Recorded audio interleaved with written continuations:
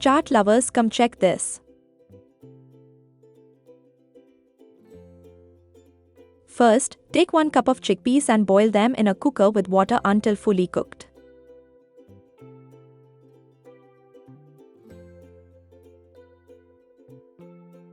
Once done, set them aside.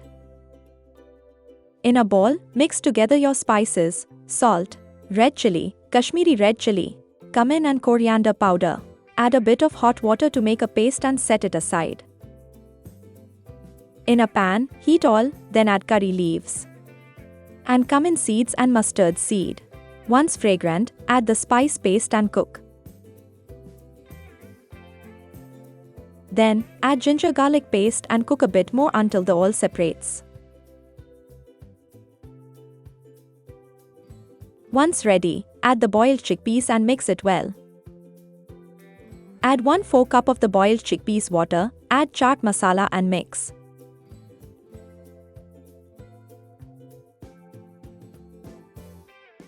Let it cool.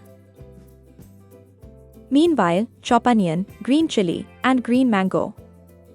When plating, layer the chickpeas with the chopped onion, green chili, and mango. Squeeze some lemon juice on top. Enjoy your chana chaat.